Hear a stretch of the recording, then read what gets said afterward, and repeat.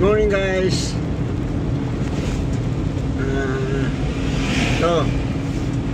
Dito ako ngayon na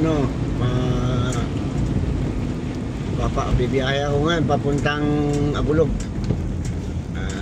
Kasi ito ngayon ako pumapasok.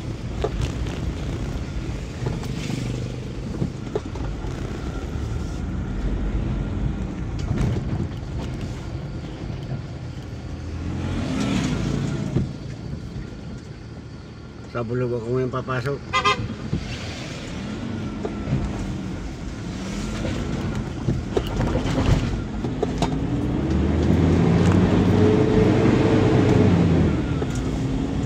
Ito, bibiyahe ko ngayon. Dala ko ang service ko.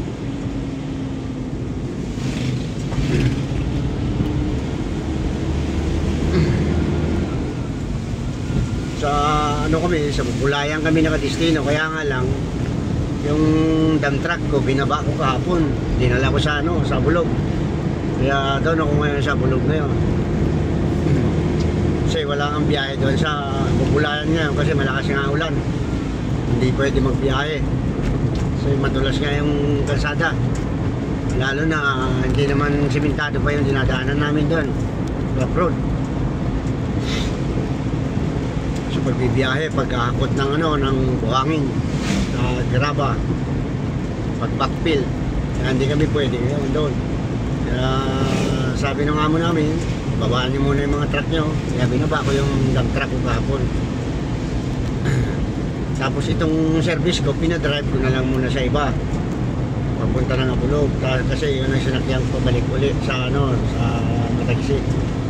Kasi uwihan ako sa Matagisi, ako umuwi.